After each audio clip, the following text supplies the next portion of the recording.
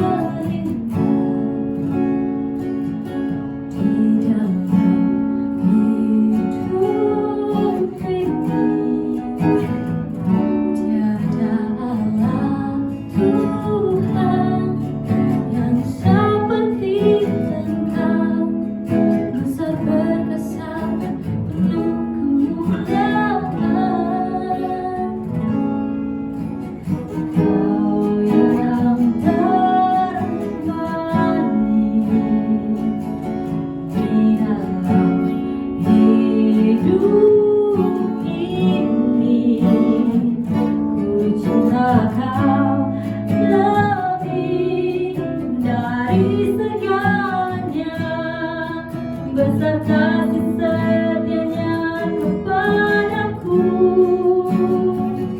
sembah Kau ya Allahku.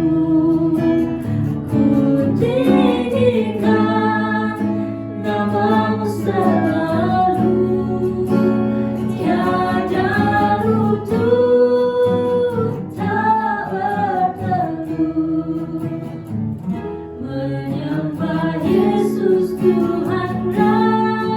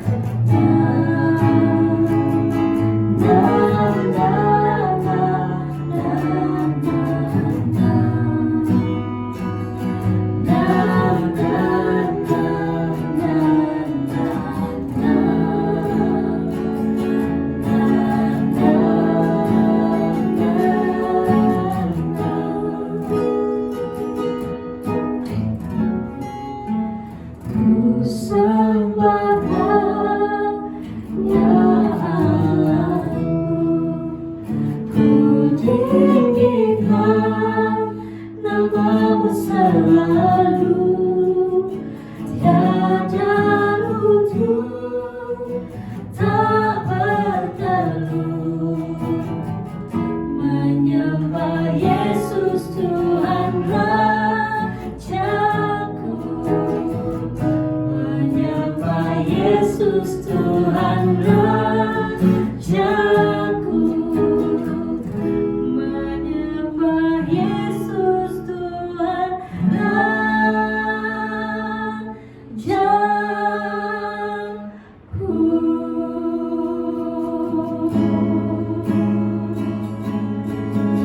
yang lain begitu hargamu, memuji-muji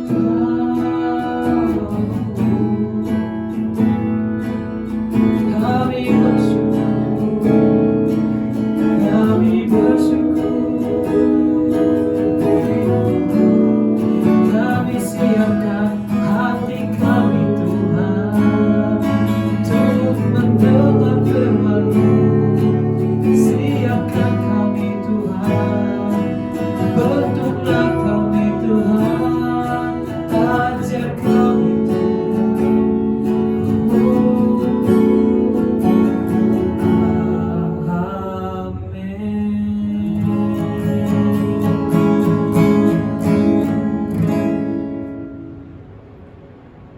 Segala puji syukur kita persembahkan kepada Tuhan kita Yesus Kristus yang begitu baik dan setia memelihara kita sepanjang minggu ini. Dengan itu besarlah harapan saya agar semua jemaat Tuhan dan anak-anak Tuhan berada di dalam kondisi yang sehat dan bersukacita di dalam Tuhan kita Yesus Kristus. Mari kita datang kepada Tuhan di dalam doa sebelum kita membaca firman Tuhan, dan saya akan memimpin kita di dalam berdoa. Tuhan Bapa di surga, Bapa yang kami muliakan di dalam anak-Mu Yesus Kristus, pada pagi ini kami sangat mengucap syukur karena kami memiliki Allah Tuhan sepertinya Engkau, Tuhan yang tidak pernah membiar dan meninggalkan kami. Adanya kami pada pagi ini di dalam ibadah ini bukan karena kami tetapi karena Tuhan. Bapa, kami berdoa serahkan bagi firman Tuhan yang sebentar kami akan baca dan kami akan pelajari bersama. Kami mengundang Roh Kudus Tuhan menyertai kami supaya seluruh anak-anak Tuhan diberikan hati yang terbuka dan diberikan telinga rohani untuk mendengar, supaya setiap kami pasti diberkati melalui pelayanan firman Tuhan pada pagi hari ini. Urapi hamba-Mu secara khusus untuk membicarakan firman Tuhan pada pagi hari ini. Masa dan waktu ini kami letakkan hanya di dalam nama Yesus Kristus. Kami berdoa dan mengucap syukur. Amin. Oke, mari kita terus membaca firman Tuhan yang terdapat daripada kitab Mazmur 139. Kita membaca ayat 13 dan ayat yang ke-14. Mazmur 139 ayat 13 dan ayat yang ke-14.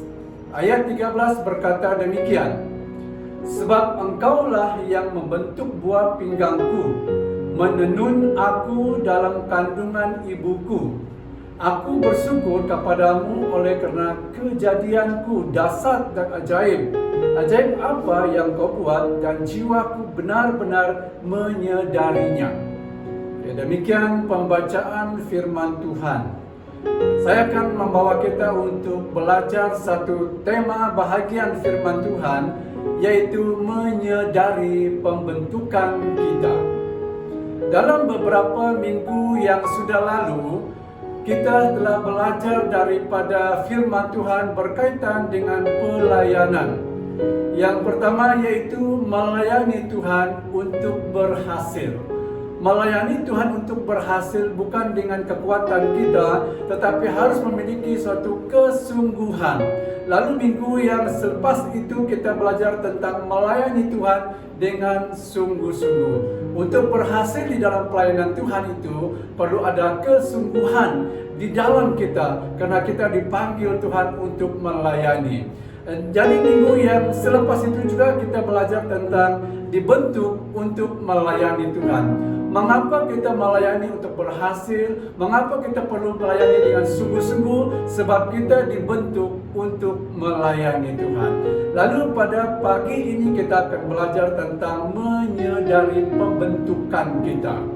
Kalau kita dibentuk oleh Tuhan, kita perlu sadar, kita perlu mengetahui beberapa hal yang dilakukan dan dikerjakan Tuhan di dalam pembentukannya kepada setiap kita. Yang dimaksudkan menyadari pembentukan yang Allah berikan kepada kita ialah orang lain tidak dapat seperti saudara. Orang lain tidak dapat seperti kita. Demikian juga kita tidak dapat menjadi sepertinya orang lain.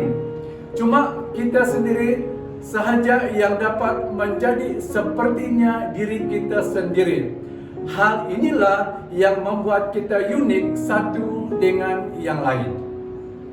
Orang lain tidak dapat mengerjakan apa yang Allah telah lakukan, apa yang Allah telah rancangkan bagi kita.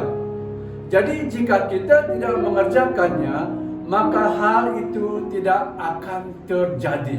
Sebab itu diberikan, sebab itu dilakukan, sebab itu dirancangkan Allah hanya untuk diri kita sendiri. Kalau kita tidak mengerjakannya, dan itu pasti tidak akan terjadi. Kita harus menyadari hal ini seperti apa yang diungkapkan pemazmur di dalam ayat yang sudah kita baca sebentar tadi.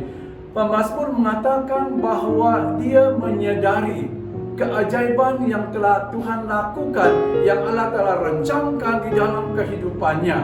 Ayat ini yang memberikan keajaiban dan kedahsyatan pembentukan Allah dalam diri kita masing-masing. Kita harus menyadarinya. Pada pagi ini kita akan melihat apakah keajaiban yang telah Tuhan lakukan di dalam kehidupan kita dan yang perlu kita sadari. Yang pertama, yaitu kemampuan yang ada di dalam diri kita. Ini yang perlu kita sadari. Oleh karena banyak orang Kristen menganggap dan memikirkan dan mereka berpendapat apa yang mereka lakukan, kejayaan mereka dalam melayani Tuhan itu adalah karena usaha dan kekuatan kebijaksanaan mereka. Sebenarnya semua itu adalah daripada Allah. Perlu kita sadari bahwa kemampuan yang ada di dalam kita semuanya adalah daripada Tuhan. Semua kemampuan berasal daripada Tuhan. Kalau kita membaca Roma pasal 12 ayat yang ke-6, kita boleh membaca di situ mengatakan bahwa karunia-karunia yang diberikan kepada kita berlain-lainan, tidak sama. Jadi kita akan melihat di sini bahwa melakukan segala sesuatu menurut karunia yang ada pada kita perlu melakukannya, mengerjakannya sesuai dengan karunia dan iman yang ada pada kita. Jadi kita akan melihat di sini bahwa kemampuan dan kesanggupan yang diberikan Tuhan kepada kita adalah untuk membangun. Antara kemampuan, kesanggupan yang perlu kita kerjakan yaitu untuk membangun sesama, membangun diri kita, membangun sesama dan anggota-anggota jemaat yang bersama dengan kita. Membangun di sini bukan hanya berbicara tentang apa yang ada di hadapan oleh karena kita seorang yang sudah menerima Tuhan, tetapi untuk membangun itu sebenarnya kita perlu memiliki suatu kesanggupan untuk meninggalkan tabiat-tabiat lama kita. Untuk membangun sebenarnya kita harus memiliki suatu kemampuan untuk menjauhkan diri kita daripada segala cara hidup lama yang sudah kita tinggalkan. Tidak mungkin seseorang itu dapat membangun. Tidak mungkin seseorang itu mampu untuk menggerakkan. Seseorang itu mampu untuk menggerakkan pekerjaan Tuhan kalau dia tidak meninggalkan, kalau dia tidak melupakan segala tabiat-tabiat lamanya. Jadi di sini jemaat yang dikasihi oleh Tuhan Yesus Kristus berbicara tentang kemampuan dalam membangun. Kita harus memiliki suatu kehidupan yang kudus, kehidupan yang suci, di mana Roh Allah mampu bekerja sama di dalam kita untuk membangun. Selain daripada itu, juga kesanggupan untuk mencari wang. Mungkin kita merasa pelik mendengar kalimat ini, memberi ataupun diberikan kesanggupan untuk mencari wang. Bagi umat Israel pada masa dahulunya, Allah memberikan mereka kekuatan, Allah memberikan mereka kemampuan untuk memperolehi kekayaan, untuk memperolehi harta. Berarti di sini ada kemampuan. Tuhan memberikan kita kesanggupan, kemampuan untuk mencari wang. Tetapi sebenarnya biarlah semuanya untuk kemuliaan bagi nama Tuhan. Bagi umat Israel pada waktu itu, setelah mereka menjadi kaya, setelah mereka diberkati, mereka mulai meninggalkan Tuhan dan mereka menyembah kepada berhala-berhala. Tetapi di sini, kalau Tuhan memberikan kita kemampuan untuk mencari wang, biarlah semuanya untuk kemuliaan nama Tuhan kita Yesus Kristus. Kalau sekarang kita memiliki pekerjaan, berarti kita sedang mencari wang. Tuhan memberikan kita kekuatan untuk mencari wang, dan biarlah semuanya untuk kemuliaan nama Tuhan kita Yesus Kristus. Karena itu apa yang kita dapat, apa yang kita kerjakan, biarlah semuanya untuk kemuliaan Tuhan. Menurut 1 Korintus pasal yang ke-10 ayat 31, aku menjawab, jika engkau makan, atau jika engkau minum, atau jika engkau melakukan sesuatu yang lain, lakukanlah semuanya untuk kemuliaan Allah. Jadi biarlah semuanya untuk kemuliaan bagi nama Tuhan kita Yesus Kristus. Itu yang pertama. Yang kedua, yaitu kepribadian kita. Allah menciptakan variasi, kelainan daripada keadaan yang biasa. Kita melihat ikan tidak akan terbang seperti burung, demikian juga burung tidak akan berenang seperti ikan. Binatang liar dan binatang jinak semua bervariasi menurut jenisnya masing-masing. Allah menciptakan seseorang yang senang dengan sesuatu yang lain, sesuatu yang biasa, tetapi yang lain senang variasi dengan sesuatu yang berlainan. Allah membuat seseorang dominan penglihatan, yang lain pula dominan pandangan. Seperti Petrus seorang yang cepat dalam tindakan, sedangkan Thomas ia harus melihat dulu baru mempercayai sesuatu.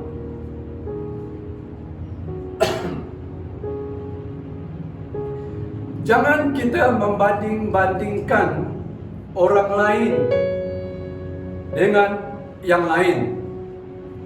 Ini merupakan suatu penyakit di dalam gereja-gereja Tuhan pada masa sekarang ini, oleh kerana membanding-bandingkan seorang dengan yang lain. Kenapa ketua daerah kami yang lain, satu contoh, ketua daerah kami yang lain, dia seringkali datang untuk mengunjungi kami, dia seringkali datang untuk memberikan dorongan, sedangkan ketua daerah yang baru begini dan begini. Ini satu contoh. Ataupun kami punya pastor yang dahulunya dia senang bergaul dengan kami sebagai anggota jemaat, dia seringkali datang untuk mengunjungi keluarga-keluarga. Tapi pastor yang sekarang tidaklah seperti pastor yang lain, tidaklah seperti pastor kami yang dulu. Ataupun mungkin penatua kita yang dahulunya adalah suatu penatua yang begitu cerdas, tapi sedangkan yang sekarang dia begitu lembut. Ataupun banyak kali pengurusi dalam setiap pelayanan dan orang-orang yang dipimpin sering kali membanding-bandingkan, dan ini merupakan hal yang sangat bahaya.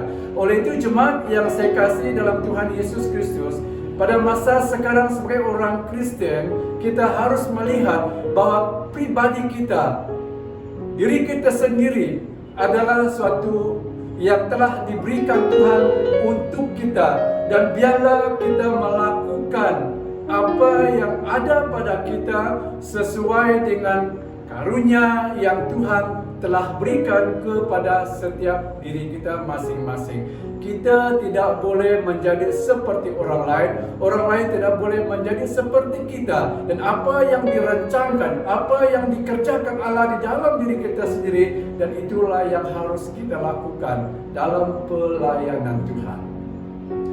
Lalu yang ketiga, keajaiban yang Tuhan lakukan yang perlu kita sadari di dalam kehidupan kita, yaitu pengalaman hidup yang telah Tuhan izinkan terjadi di dalam kehidupan kita. Selalu dan sering kali orang Kristen apabila berhadapan dengan suatu kesukaran, berhadapan dengan suatu persoalan dan pencobaan, kita selalu mengatakan itu datangnya daripada iblis. Iblis mencobai saya dengan hal yang sedemikian rupa. Sedangkan sebenarnya ada kalanya, ada masanya Tuhan mengizinkan pengalaman-pengalaman hidup itu berlaku di dalam kehidupan kita setiap pribadi, supaya dapat membawa dan menjadikan kita orang yang mampu untuk bertahan dalam iman percaya kita kepada Tuhan sedang kita berhadapan dengan suatu kesukaran yang sedang berlaku di dalam kehidupan kita.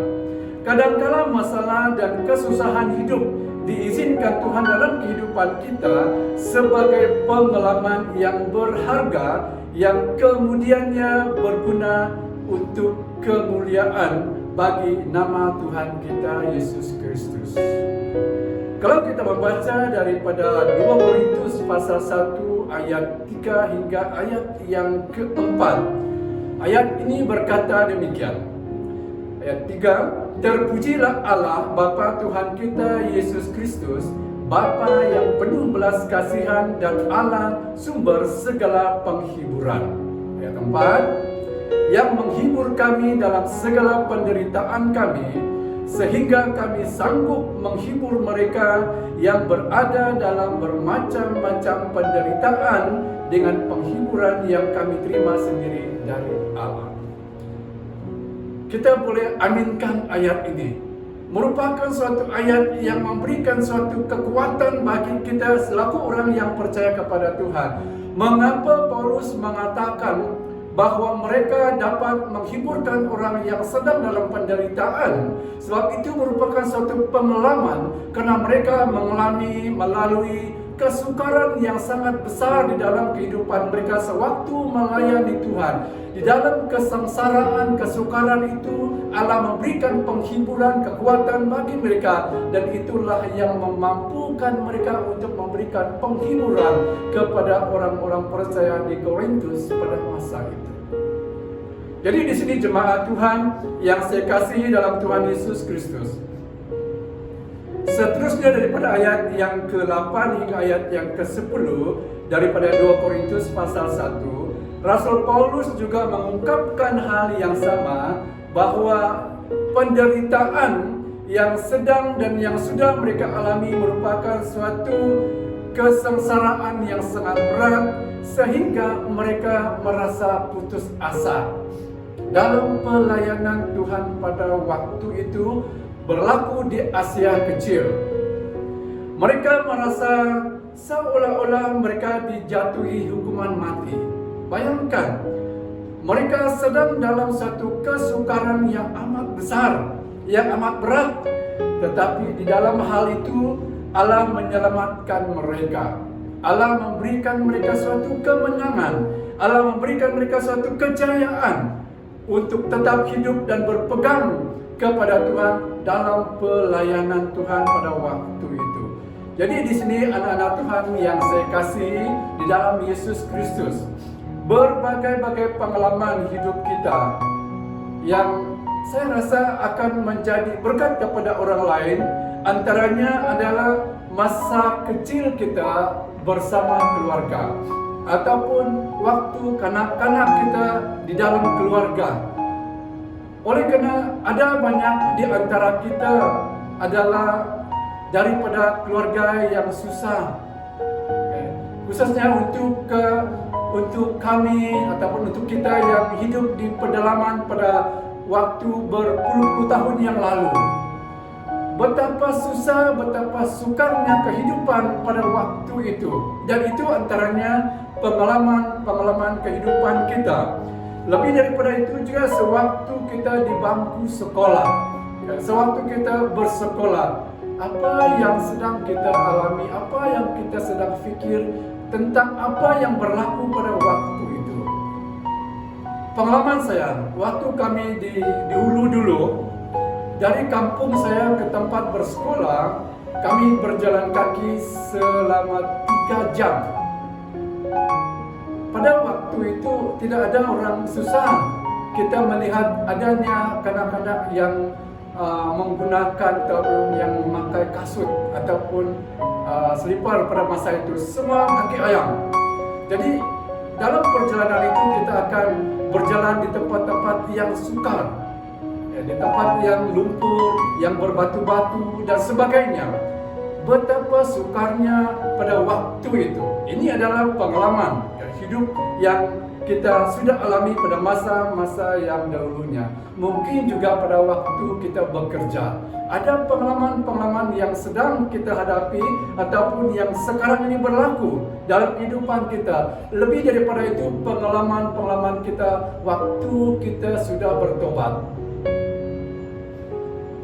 Pada tahun 88 saya bertobat. Dalam pikiran saya sebelum itu, nanti kalau saya sudah bertobat, mungkin kehidupan saya aman, damai, tak akan mengalami persoalan ataupun masalah-masalah dalam kehidupan. Itu pendapat saya pada masa itu. Jadi tak tertunggu-tunggulah untuk bertobat, supaya hidup saya aman dan damai. Tetapi setelah bertobat dan mengambil keputusan untuk pergi ke sekolah Injil, rupa-rupanya di dalam sekolah Injil ini banyak pembentukan yang telah Allah bentukkan bagi diri saya sendiri. Sehingga pada masa itu saya pernah mengambil keputusan untuk berhenti daripada sekolah Injil. Mengapa? Karena ada cabaran-cabaran yang dihadapi, pengalaman-pengalaman hidup. Itu juga yang dialami oleh Paulus. Dia katakan, kami sudah berputus asa, kami seolah-olah dijatuhi hukuman mati. Tetapi waktu kita memandang kepada Tuhan, Dia akan memberikan kita kekuatan dan kemenangan. Pengalaman-pengalaman itu sangat berguna di kemudian hari, karena Dia dapat membantu kita untuk melakukan pelayanan kita sebagai orang yang percaya kepada Tuhan. Mungkin juga pengalaman-pengalaman kita di dalam pelayanan Tuhan. Kalau kita dipanggil untuk melayani Tuhan, berarti kita melalui berbagai-bagai pengalaman dalam hal kita melakukan panggilan Tuhan kepada setiap kita. Lebih daripada itu juga mungkin pengalaman yang menyakitkan ataupun kita merasa terluka, dan itulah yang dihadapi, yang diizinkan Tuhan untuk membentuk, menjadikan kita orang yang betul-betul kukuh, kuat, dan orang yang betul-betul Kristen yang tulen, yang mampu bertahan di dalam pelayanan Tuhan. Oleh itu jemaat yang saya kasih dalam Tuhan Yesus Kristus, kita harus menyadari pembentukan Tuhan kepada diri kita semua. Kalau Paulus ditolong oleh Tuhan, kita juga pasti ditolong oleh Tuhan setiap pengalaman hidup kita. Sebab Tuhan kita adalah Tuhan yang tidak pernah membiar, dan Tuhan kita adalah Tuhan yang tidak pernah meninggalkan kita. Dan ini juga salah satu yang perlu kita sadari dalam kehidupan kita, bahwa Tuhan kita bersama kita saat kita di dalam kesukaran hidup sekalipun. Demikianlah pelayanan firman Tuhan yang kita belajar bersama pada pagi hari ini. Saya percaya dapat memberkati dan mendorong serta menguatkan iman kita masing-masing sebagai orang yang percaya kepada Tuhan. Mari kita datang kepada Tuhan dalam doa. Bapa di surga, Bapa yang kami sembah di dalam Yesus Kristus, pada kesempatan ini kami sangat mengucap syukur karena firman Tuhan yang sudah berbicara kepada kami tentang pembentukan Tuhan yang perlu kami sadari di dalam kehidupan ini. Oleh itu Bapa, biarlah setiap kami menjadi orang Kristen yang melihat dan yang memahami apa yang Tuhan telah lakukan di dalam kehidupan ini, dan supaya segala sesuatu yang kami lakukan bukan karena kami, tetapi itulah pembentukan Tuhan dan kemampuan yang Engkau berikan di dalam kehidupan setiap kami. Terpuji nama-Mu Bapa. Kami bersyukur dan berterima kasih karena Tuhan telah memelihara kami, telah melindungi kami sepanjang minggu ini. Demikian untuk minggu yang akan datang ini, pemeliharaan Tuhan, penjagaan Tuhan itu terus berlaku dalam kehidupan setiap pribadi kami. Haleluya, terpuji nama Tuhan. Di dalam dan di atas nama Yesus kami sudah berdoa serta mengucap syukur. Amin. Sekian, Tuhan memberkati kita semua. Haleluya.